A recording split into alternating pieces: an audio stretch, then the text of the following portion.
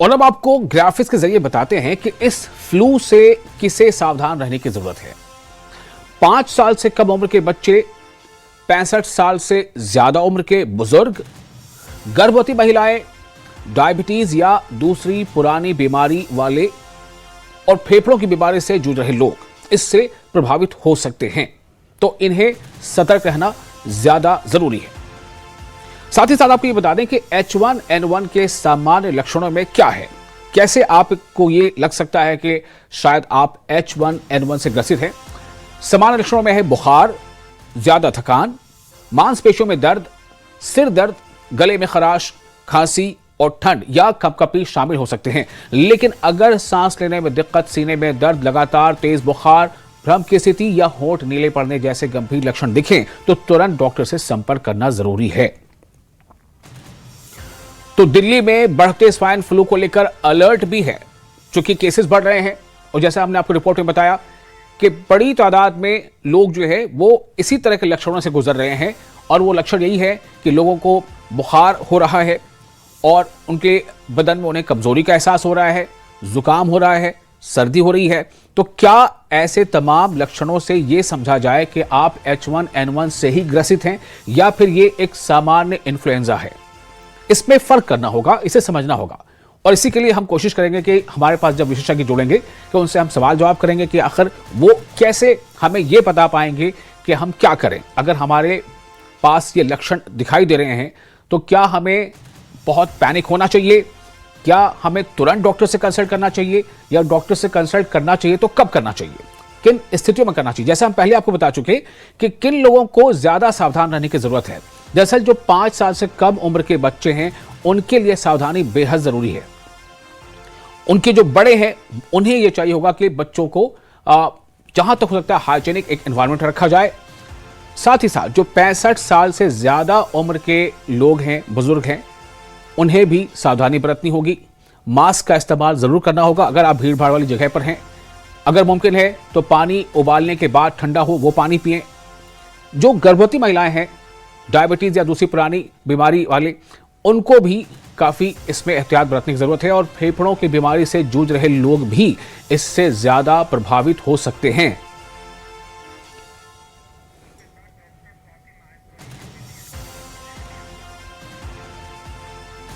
और इस वक्त हमारे साथ एक खास मेहमान डॉक्टर स्वाति माहेश्वरी जुड़ चुकी हैं, जो MBBS हैं, MD हैं। हम उनसे जानेंगे। दरअसल डॉक्टर स्वाति, आपको बहुत बहुत स्वागत है न्यूज़ 18 दिल्ली NCR में।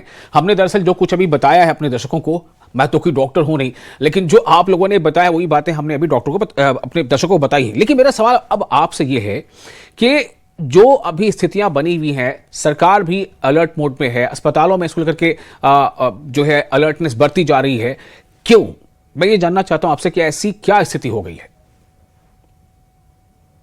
देखिए, सबसे पहली बात यह है कि जब भी कोई ऐसा संक्रमण आता है जो बहुत तेजी से लोगों के बीच में फैलता है, जिसमें हम देखते हैं कि बहुत ज्यादा लोग और हर उम्र के लोग जो है वो पॉजिटिव आ रहे हैं, चाहे हम छोटे बच्चों की बात करें, बड़े बुजुर्ग, काम काज पे निकलने वाले लोग, सभी लोग इस वक्त हम देख रहे हैं कि काफी ज्यादा तादाद में ये इन्फेक्शन पॉजिटिव आ रहा है।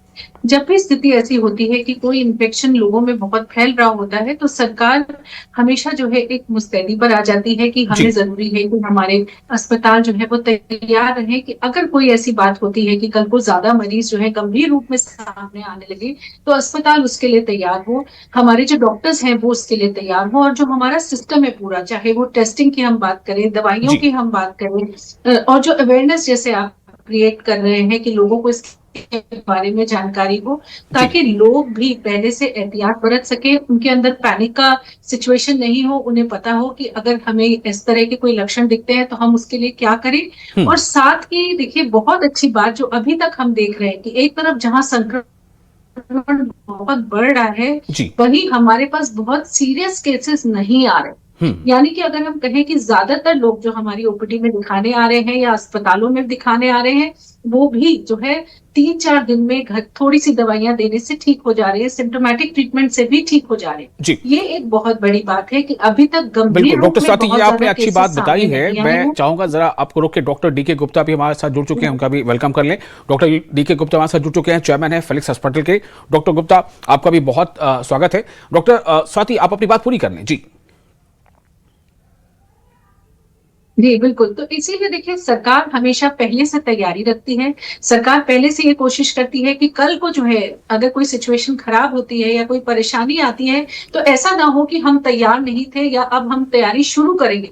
तो वो स्टेज नहीं होनी चाहिए। इसीलिए लगातार जो है ये सरकार कोशिश कर रही है कि हॉस्पिटल तैयार रहें, डॉक्टर हम्म। तैयार रहें, लोगों को इसके बारे में प्रिकॉशंस पता हो। जी। और देखिए हर किसी व्यक्ति के लिए ये मौसम भी ऐसा है कि बहुत सारे लोगों को सर्दी, खाँसी, जुकाम हो रहा है। हम्म। लेकिन हर किसी को H1N1 है, ये नहीं है। तो ठीक है। कुछ लोग हैं जिनको H1N1 है, कुछ हैं जिनको मौसम का बुखार हो रहा है, हम्म। इसलिए पैनिक करने की बिल्कुल ज़रूरत नहीं है। बिल्कुल।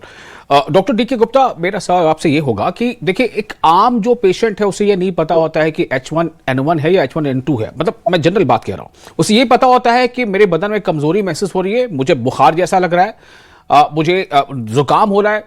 तो मैं आपके पास ये सवाल लेकर आ रहा हूं कि जब ये चीजें हम देख रहे हैं कि ज्यादा लोगों को हो रहा है, परिवार में कोई एक या दो इससे ग्रसित है, दफ्तर में आप जाएं तो वहां 2 4 5 लोग इससे ग्रसित हैं, स्कूलों में कॉलेजों में 2 4 5 10 लोग ऐसे इससे ग्रसित हैं, तो ऐसी स्थिति को क्यों ना मान लें कि ये कोई इन्फेक्शन है, ये या H1N1 ही है, या फिर सामान्य ये बुखार या फिर इन्फ्लुएंजा है?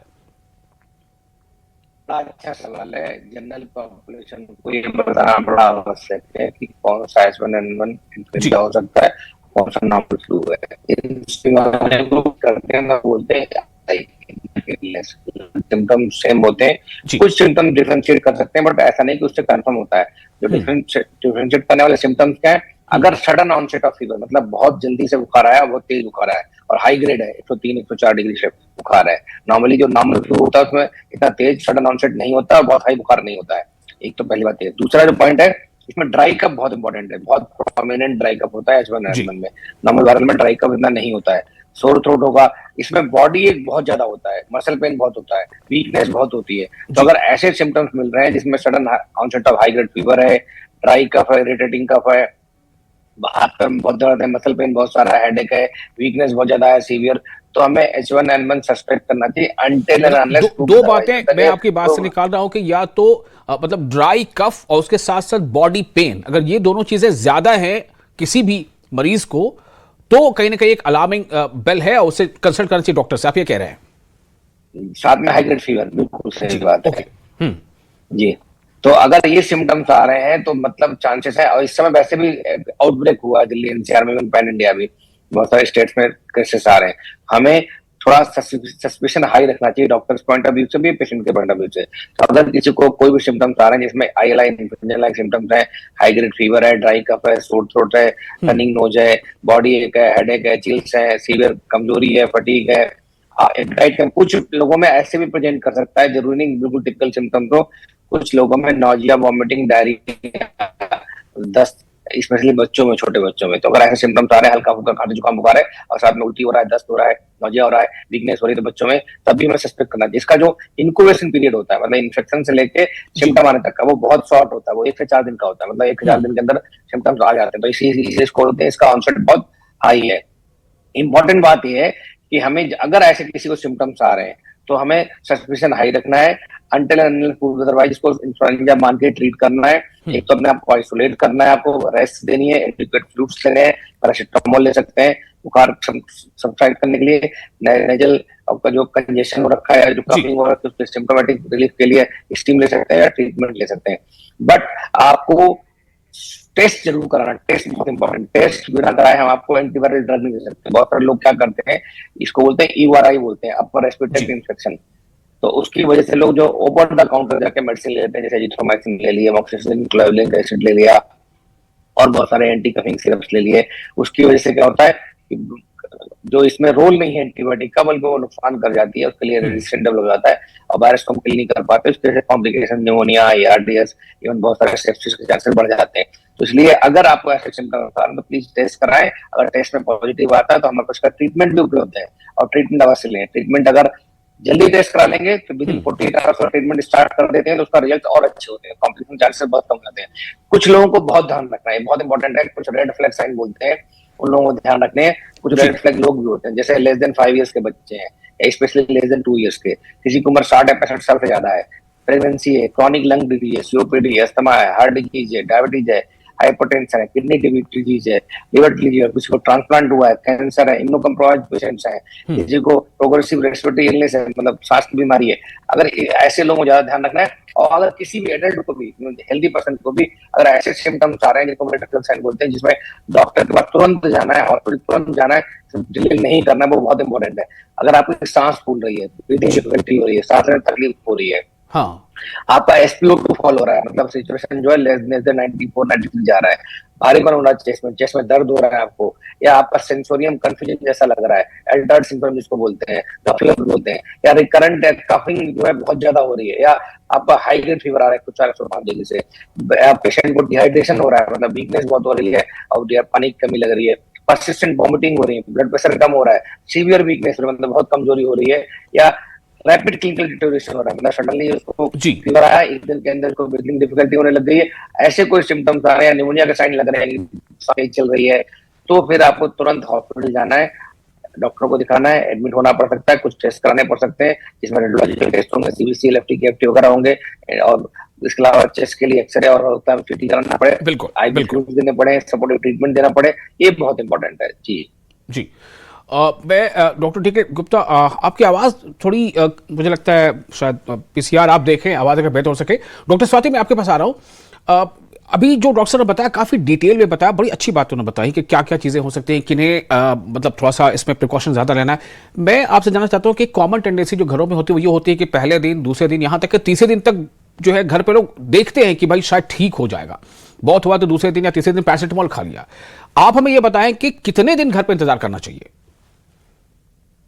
देखिए, ये डिपेंड करता है। अगर किसी को बहुत हाई ग्रेड फीवर है, कुछ लोग ऐसे भी होते हैं जिनको शुरुआत से ही सांस लेने में दिक्कत महसूस होती है, या डिहाइड्रेशन बहुत ज्यादा है, वॉमिटिंग हो रही है बहुत ज्यादा, लूज स्टूल्स हैं जी, बहुत ज्यादा, अच्छा, तो ये भी एक सिम्टम में शामिल है क्या, मतलब लूज स्टूल होना? चाहिए, डॉक्टर की सलाह। जी जी, डॉक्टर स्वाति। तो डॉक्टर स्वाति और डॉक्टर DK गुप्ता हमारे साथ मौजूद हैं।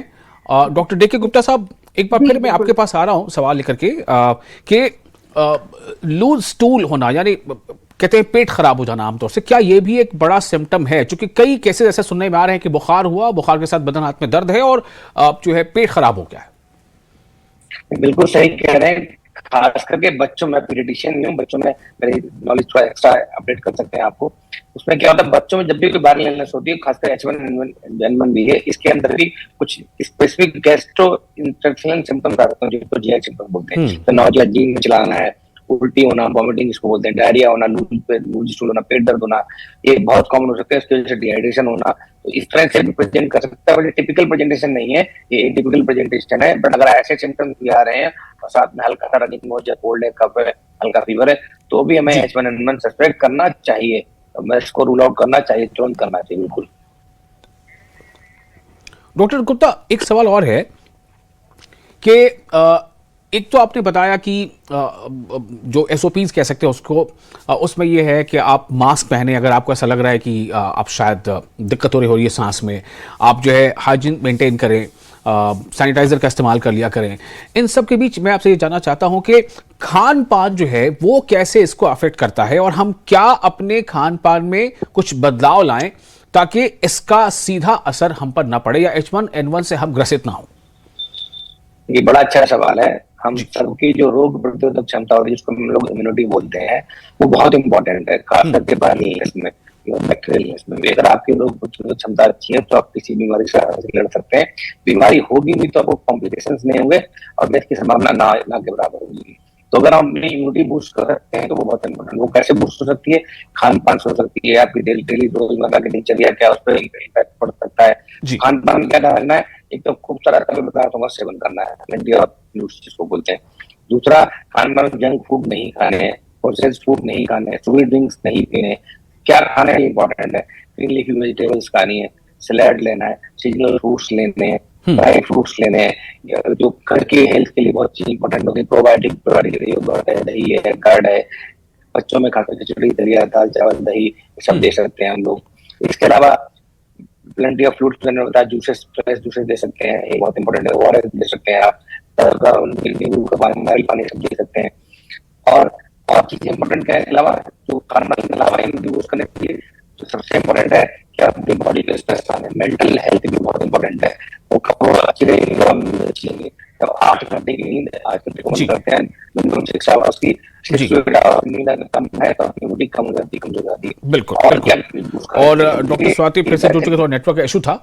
डॉक्टर स्वाति, अभी डॉक्टर गुप्ता बता रहे थे कि खान पान को हम कैसे उस पर केयर करें, क्योंकि कई बार ऐसा होता है कि हमें पता नहीं होता कि क्या हम कर रहे हैं जिससे हमें इस तरह की इन्फेक्शंस या इस तरह की चीजें हमारे में ज्यादा जो है घर कर जा रही हैं। तो जैसे आमतौर से कहते हैं बरसात में पानी को उबाल करके पियो, क्या ये जरूरी है?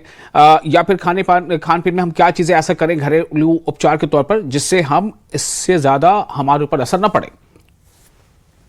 बिल्कुल, देखिए ये बात सही है कि जब बरसात का मौसम होता है तो स्वच्छ पानी पीना बहुत जरूरी होता है। अगर आरओ सिस्टम है तो आप उसका इस्तेमाल कर सकते हैं, वो नहीं है तो डेफिनेटली पानी उबाल करके पीना एक अच्छी प्रैक्टिस है जो कि करनी चाहिए। साथ ही देखिए हमें ये याद रखना है कि अभी क्योंकि बहुत ज्यादा सर्दी खांसी जुकाम सबको हो रहा है तो फ्रिज की ठंडी चीजें होती हैं उनको हमें थोड़ा अवॉइड करना चाहिए। कई बार लोगों की ये टेंडेंसी होती है कि बाहर गर्मी से आए, घर में घुसे और सीधे ठंडा चिल्ड पानी निकाल करके पीने लगे, या ऑफिस पहुंचे तो चिल्ड पानी पीने लगे। एक ये चीज का हमें ध्यान रखना है क्योंकि एकदम से सर्दी गर्मी जब होती है तो ये भी हमारी इम्यूनिटी को अफेक्ट करती है जी। तीसरा, हमें ये चीजों का ध्यान रखना है कि जिनमें विटामिन सी अच्छी मात्रा में होता है, जैसे कि हमारे मौसम के फल है, सब्जियां हैं, उनका सेवन हमें इस वक्त बढ़ा देना चाहिए ताकि हमारा इम्यूनिटी लेवल अच्छा रहे। विटामिन सी में आप क्या क्या बताएंगे, जैसे कौन कौन से फल ज्यादा इस्तेमाल करें? देखिए अगर अभी आप देखें तो मौसम में अगर हम देखें तो अंगूर आते हैं, मौसमी आ रही है इस वक्त है, और नींबू है जिसका आप बिल्कुल बहुत आराम से, कभी सारे टाइम आता है, हर सीजन में आता है, उसका आप अच्छे से प्रयोग कर सकते हैं। बाकी जितने भी मौसम के फल होते हैं उनमें जरूरी विटामिन और मिनरल्स होते हैं जो कि मौसम के अनुसार होते हैं, तो उनका सेवन हमें जरूर करना चाहिए। और तीसरा, जो हम अभी इतना ज्यादा प्रोसेस्ड और जंक फूड बाहर से खाते हैं, या बरसात के मौसम में आप देखते हैं कि बाहर रखा हुआ जो खाना होता है कई बार लोग उसको खाने लगते हैं, ऐसे में टाइफाइड भी एक समस्या है जो हम अभी देख रहे हैं और इस मौसम में आती ही है। तो इन सब चीजों से भी बचना जरूरी है। तो स्वच्छ खाना अगर हम खाएं, अगर पानी भी अगर हम साफ पिए और अच्छी हेल्दी डाइट लें तो वो हमें इन चीजों से बचा करके रखता है। और खास तौर से जैसे मैंने अभी बोला कि हमें ठंडी चीजों से इस वक्त थोड़ा बचा करके रखना है, खासतौर से बच्चों को भी, क्योंकि हम देखते हैं कि कई बार बहुत चिल्ड या बहुत ठंडा चीजें खाने से भी जल्दी गला पकड़ जाता है, तो वो चीजों से आपको बचा करके रखना है। दूसरा, अभी वैक्सीन भी अवेलेबल है, तो जिन लोगों ने वैक्सीन नहीं लगवाई है या खास तौर से जो वल्नरेबल ग्रुप है, जैसे हम बच्चों की जी करें या हमारे बड़े बुजुर्ग हैं या प्रेग्नेंट फीमेल है या जिनको पहले से भी डिजीज है, डायबिटीज है, अस्थमा है, इस तरह के जितने भी लोग हैं इम्यूनो कॉम्प्रोमाइज्ड हैं, उन्हें भी इन्फ्लुएंजा वैक्सीन जो है वो लगवानी चाहिए, उससे प्रोटेक्शन होता है। लेकिन अगर किसी को बुखार हो रहा है या सर्दी खांसी हो गई है तब आपको उस वक्त ये वैक्सीन नहीं लगवानी चाहिए। ये ध्यान रखिए कि इन्फेक्शन होते वक्त ये वैक्सीन नहीं लगवाई जाती है, ये प्रिवेंटिव है, ये ट्रीटमेंट नहीं है कि हम वैक्सीन लगवाएंगे तो हमारी तबीयत ठीक हो जाएगी या हमें फिर इन्फ्लुएंजा नहीं होगा, हमें अगर अभी बुखार हो रहा है तो ये धारणा गलत है। लेकिन जो लोग स्वस्थ हैं, जिनको अभी कोई सिम्टम्स नहीं है, वो डेफिनेटली ये वैक्सीन लगवा सकते हैं, इससे उनको प्रोटेक्शन मिलेगा। और N95 मास्क हम सब के लिए एक ऐसी वैक्सीन है जिसका हमें हमेशा प्रयोग करना है, और खास तौर से ऐसे वक्त में जब H1N1 या और तरह के इन्फ्लुएंजा अभी फैल रहे हैं। तो जितना भी आप बाहर निकल रहे हैं, मार्केट में है, कहीं पब्लिक प्लेस में है, कोई पब्लिक ट्रांसपोर्ट का इस्तेमाल कर रहे हैं, ऑफिस में है, स्कूल में है, जहां भी है, हमें इस चीज का ध्यान रखना है कि हम N95 मास्क का ज्यादा से ज्यादा प्रयोग करें, ताकि अगर कोई और व्यक्ति संक्रमित। बिल्कुल। और डॉक्टर डीके गुप्ता, मैं आपके पास आ रहा हूं, उनकी आवाज थोड़ी क्रैक हो रही है। डॉक्टर गुप्ता, मेरा सवाल आपसे ये है कि सपोज किसी को H1N1 जो है वो डिटेक्ट हो गया कि H1N1 से ग्रसित है, वो इन्फेक्शन उसे हो गया है, तो क्या मतलब उसे क्या करना चाहिए? वो परेशान हो जाए, वो पैनिक आ जाए, क्या करना चाहिए उसको? पहली बात तो अगर किसी को पॉजिटिव आता है तो बिल्कुल घबराने वाली बात नहीं है, बिकॉज इसका ट्रीटमेंट अवेलेबल है और इसमें रिकवरी बहुत अच्छी हो सकती है। एक वायरल इलनेस ही है, इसमें ऐसा कुछ नहीं कि बहुत सीरियस कॉम्प्लिकेशन होंगे। अगर डायग्नोसिस हो जाती तो बहुत अच्छी बात है, और कंफर्म हो जाती तो और अच्छी बात है। पहले तो रेस्ट करना है, बिल्कुल बेड रेस्ट चाहिए, ठीक है। खूब सारे फ्लूइड्स लेने, तरल पदार्थ लेने, सूप है, नींबू पानी है, नारियल पानी खूब सारा पीना है। डॉक्टर के सलाह अनुसार पैरासिटामोल, सुप्रोसिन, डोलो के नाम बहुत सारे ब्रांड से अवेलेबल है, 6 आवर्ली 8 आवर्ली जैसा बुखार उसके हिसाब से दे सकते हैं तीव्रता के हिसाब से। सिम्टोमेटिक रिलीफ के लिए हम कफिंग के लिए सिरप दे सकते हैं, नेबुलाइजेशन करवा सकते हैं, और साथ में जो ट्रीटमेंट करने के लिए जो एंटीवायरल ड्रग है एसिटामिनोबेन है वो देनी चाहिए। डॉक्टर की डोज के सब कुछ लिख के देंगे आपको प्रिस्क्रिप्शन में, वो लेंगे। साथ में जो उसके क्लोज कॉन्टेक्ट में है उनको भी प्रोफाइलैक्सिस से दवाई दी जाती है, जिससे उनको भी बीमारी ना लगे या उनको एक्सपोजर हो गया हो तो उनको रिकवरी हो जाए या ट्रीटमेंट की जरूरत ही ना पड़े। तो इसकी अच्छी बात क्या है, अगर आपने जल्दी टेस्ट कर लिया, मैं बार बार यही वाली बात दोहरा रहा हूँ, अगर आपको ILI लाइक सिम्टम्स है, इन्फ्लुएंजा लाइक आपको cold, high grade fever, body एक मलेज सिम्टम्स सारे हैं सिम्टम्स, तो फिर आपको टेस्ट तुरंत कराना चाहिए। बिकॉज जैसे ही हम दवाई चालू करते हैं 48 आवर्स के अंदर हम दवाई चालू करते हैं, उसके सिम्टम जल्दी रिलीव होते हैं, रिकवरी फास्ट होती है, कॉम्प्लिकेशंस कम होते हैं। और खास करके ऐसे लोग, उनको बहुत ध्यान रखना चाहिए ट्रीटमेंट के लिए, उनको जल्दी ट्रीटमेंट चालू करना है। वैसे कौन से लोग जो लेस देन 5 ईयर्स के बच्चे हैं, उनकी उम्र 65 साल से ज्यादा है, प्रेग्नेंट महिलाएं हैं, क्रॉनिक लंग डिजीज वाले हैं, COPD अस्थमा के पेशेंट हैं, डायबिटीज के हैं, शुगर के, हाइपरटेंशन के, ब्लड प्रेशर के, किडनी की प्रॉब्लम्स है, लीवर डिजीज है, हार्ट फेलियर है, ट्रांसप्लांट के पेशेंट्स हैं, इम्यूनो कम्प्रोमाइज्ड हैं, कैंसर पेशेंट्स हैं, किसी को रेस्पिरेटरी इलनेस पहले से चल रही है, तो ये लोग हाई लोग रिस्क लोग होते हैं। इनमें कॉम्प्लिकेशंस, निमोनिया डेवलप होने की संभावना ज्यादा होती है, तो इनमें ट्रीटमेंट हमें तुरंत स्टार्ट करना है, इसमें डिले नहीं करना। तो सिम्टोमेटिक एंड सपोर्टिव ट्रीटमेंट है, साथ में स्पेसिफिक ट्रीटमेंट एंटीवायरल ड्रग जो एसिटामिनोबेन है वो हम तब देते हैं। और जो हाई रिस्क लोग हैं ज्यादा ध्यान रखते हैं। अगर किसी को सिम्टम्स आ रहे हैं, सांस फूल रही है, एस्पिरेटरी फॉल हो रहा है, चेस्ट पेन हो रहा है, हाथ मुंह नीला हो रहा है, सेंसोरियम गड़बड़ हो रहा है, कंफ्यूजन हो रहा है, डिसोरिएंटेशन हो रहा है, करंट बहुत हाई ग्रेड फीवर आ रहा है, डिहाइड्रेशन हो रहा है, पर्सिस्टेंट वॉमिटिंग हो रही है, ब्लड प्रेशर कम हो रहा है, बहुत कमजोरी हो रही है, रैपिड फास्ट ब्रीदिंग हो रही है, तो पेशेंट को तुरंत एडमिट करना है without delay, without risk. Because उसको हो सकता है मुझे ट्रीटमेंट IV देना पड़े, सपोर्टिव ट्रीटमेंट अधिक देना पड़े, देनी पड़े, इसलिए इसमें डिले नहीं करना। तो ये सब रेड फ्लैग्स हैं, इनका हमें सबको ध्यान रखना चाहिए। बहुत शुक्रिया डॉक्टर साहब, बहुत विस्तार से आपने तमाम चीजें बताई। और सबसे अच्छी बात यह है कि डॉक्टर गुप्ता ने जैसा बताया, आपका शुक्रिया, और डॉक्टर स्वाति ने बताया कि इसमें हमें ज़्यादा पैनिक नहीं होना है और बस कुछ एहतियात हैं वो बरतना है। एहतियात बरतेंगे तो हो सकता है कि 2 दिन, 4 दिन, 5 दिन हम थोड़ा सा आप कमज़ोरी महसूस करें, लेकिन अगर हम खान पान और हाइजीन का ख्याल रखें तो इस पर बहुत हद तक काबू बहुत जल्द पाया जा सकता है। और H1N1 भी अगर किसी को डिटेक्ट होता है तो फिर वो हफ्ते 15 दिन की बात होती है, वो ठीक हो सकता है। इसमें ऐसी कोई घबराने की बात नहीं है। बहुत शुक्रिया।